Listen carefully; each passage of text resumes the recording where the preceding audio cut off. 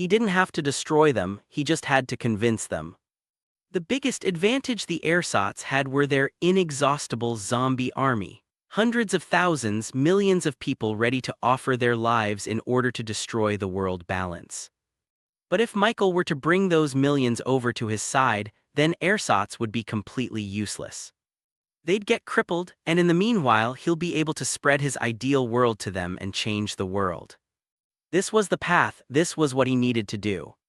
He couldn't fight them physically, he would if he had to, but that's not how he was going to win this war. The way to win this war was to recapture their hearts, to let them realize that the world was already beautiful the way it was now. Michael put his focus back onto the summit of the upper echelon leaders. They had once again been talking about the feast, as well as the revelation that the ersatz had been spreading artifice to the general public. This is dangerous, we must apprehend these individuals immediately. That's not enough, I think that we should prosecute everyone who is proven to have an artifice in their hearts. That's the only way that we could prevent more artifice from spreading. And Michael, it is unfortunate but Lady Cherries is right. We cannot let the feast continue any longer. It's only under all these chaos and festivities that the ersatz are allowed to roam free and spread their lies. Michael looked towards these upper echelon leaders. I agree that the feast should be stopped, he said, then he stared at everyone in order to emphasize his next words. But we cannot prosecute those innocent civilians who had been brainwashed by the ersatz. His words seemed to be controversial within the group. But is that not dangerous? If we don't kill them off now, they'll just multiply until we are completely overwhelmed. Michael shook his head. If we do start killing people off, that would only push the public towards ersatz's hands. Thankfully, Eldia and Cherries both nodded and agreed with Michael's words. The young man is right, said the vivacious draconian woman. It will only sow negative emotions amongst the general public. And some will think that it is an excuse for us to hoard ability power. They will think that the only reason we prohibit artifice is because we don't want them to have power, said Eldia. The others didn't seem convinced about this kind of decision, but they didn't outwardly deny their words. And so, because of that, Eldia was given the permission from everyone in the room to start sending knights and soldiers to start patrolling the area and begin to crack down on the spread of artifice. Unfortunate as it was, this meant that the feast would have an early conclusion. It was barely past noon. But what about the results of the competition? Someone amongst the upper echelon leaders said. Immediately they turned to Cherries. She was the ultimate deciding factor in the feast. After all, she was the one who sponsored the prizes. Then let us see the rankings for the feast. Then she turned towards her draconian attendants and snapped her fingers at them. They quickly brought her a large scroll containing the updated list of rankings in the feast. Look for yourselves, said Cherries, these are the top 10 rankings. The draconian attendants brought everyone their own scroll to see the rankings. Many of them raised their hands and fists in celebration, while some dejectedly put their heads down in disappointment. Reborn Company, Cherries said out loud. It wasn't long before everyone turned their attention towards the rankings. And there, they saw that the Reborn Company didn't show up in the upper part of the list. They didn't show up in the 10th to 5th place either. Instead, they wound up in 4th place. Everyone couldn't help but take a deep breath once they saw this. They couldn't believe that in such a short amount of time, half a day basically, this new upstart company led by a teenager was able to go from the 10th place all the way to the 4th place. Expectations for Reborn was already high, but somehow they were able to surpass that and more. Because of this, many began to wonder. If the feast continued on, would they have entered into the top 3 as well? That would be an unthinkable possibility because only the conglomerates were able to achieve that. Heck, Reborn even beat the Hephaestus conglomerate, taking the 4th spot away from them.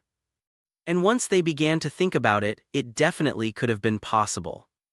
If Reborn's progress continued on till the end of the 7th day of the feast, then they could have probably reached the same results as the Goldstein Company, the 3rd ranking in the feast.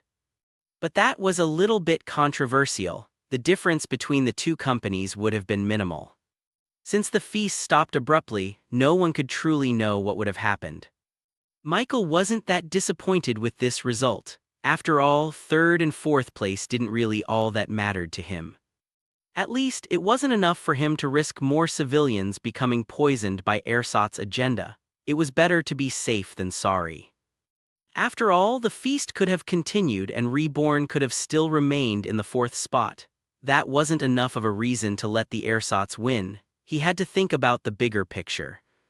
Anyway, getting fourth meant that they were entitled to a much bigger portion of TriStar's territory in the upper echelons, meaning they could finally advance over to the elites area and start their business there.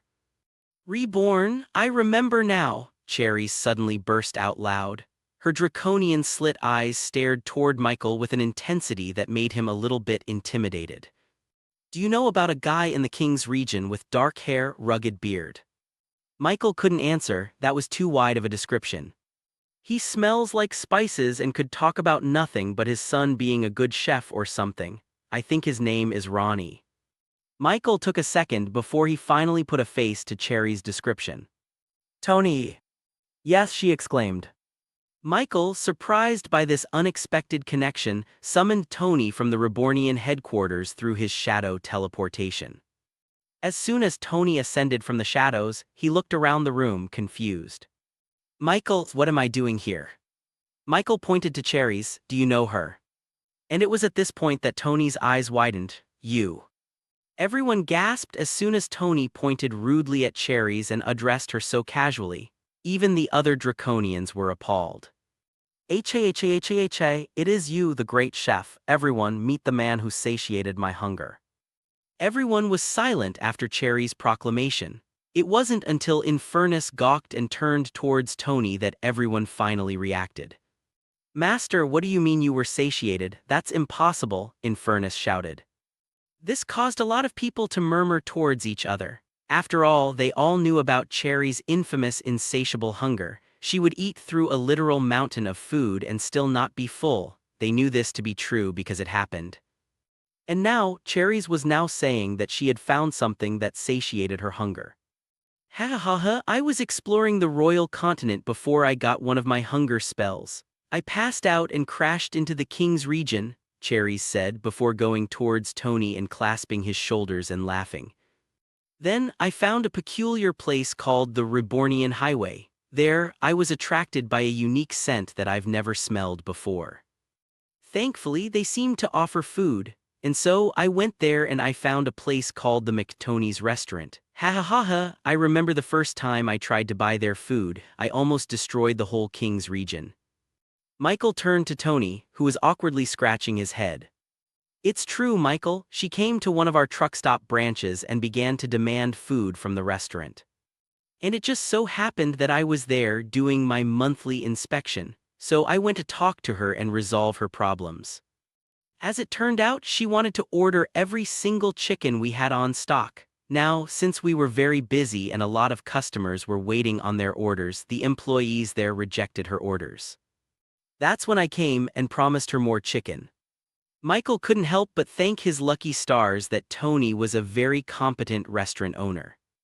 After all, they didn't know that they were dealing with a Draconian, and not just any Draconian but a powerful royal who could destroy the entire King's region without a single problem. Her threat wasn't a lie at all.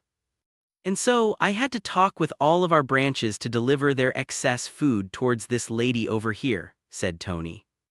Ha ha ha ha, they were quite adorable. They thought that I would be satisfied with only a mountain of chicken. Ha ha ha ha, I began to order more of their food for the next few days, said Cherries. And Tony sighed after remembering such a hectic time. In order to fulfill the whims of Cherries, he had to talk and organize with a lot of Reborn suppliers to give more ingredients. This took a lot of time and effort, making his nights sleepless. It only ended once Cherries had burped and exclaimed that her hunger was satiated. Then, she left the King's region and flew off into the skis. That's actually the reason why I was late to arrive at the feast, said Tony. True enough, Michael did remember Tony almost missing the first day of the feast because of something. He didn't know that that something was actually Draconian.